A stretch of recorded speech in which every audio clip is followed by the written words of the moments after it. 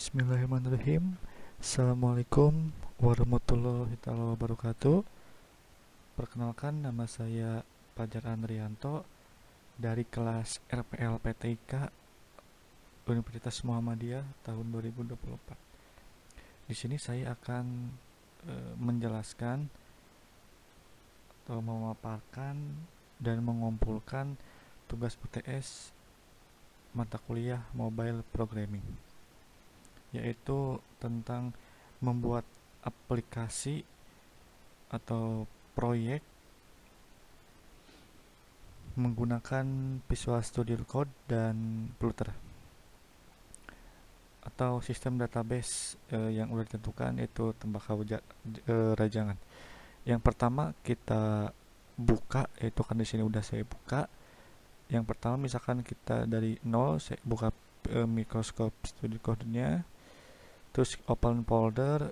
Biasanya saya simpan di data D UTS. Pada ini file saya, select folder karena saya udah buka. Nah, di sini ada beberapa pilihan atau tools-toolsnya, yaitu Dartus, Dickpad, Version, aset, gambarnya, terus sistem perintahnya main Dart, atau yang paling bawah itu ada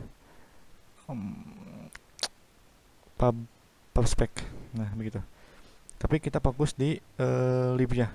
Lib itu apa? Lib itu beberapa perintah atau isian coding yang kita perintahkan seperti apa gitu.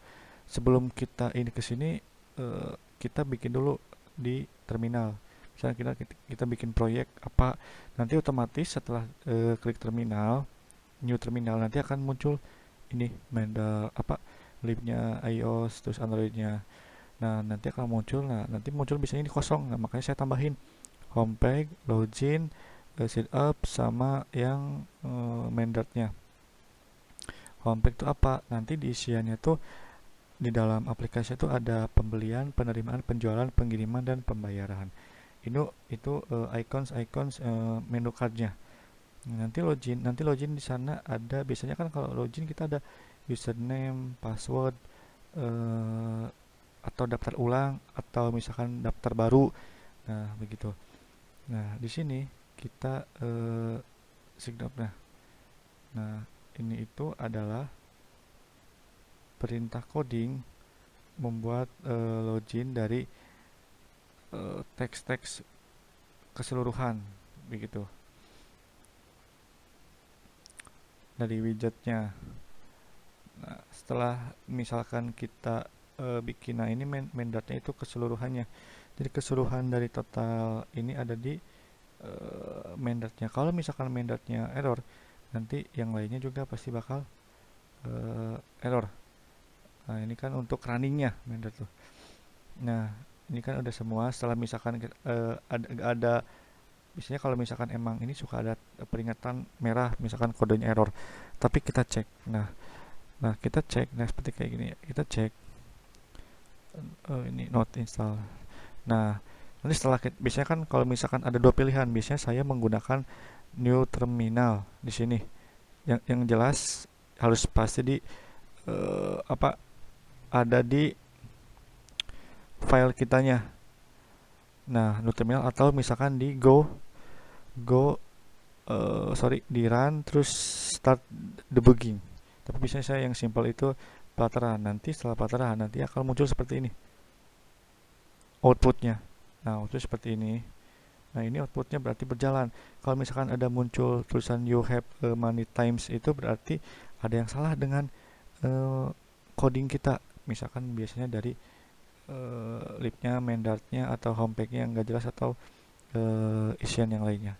Misalkan kita isi 1, 2, 3, 4, 5 passwordnya. Nah, kalau misalkan ini bisa login, berarti udah bisa digunakan.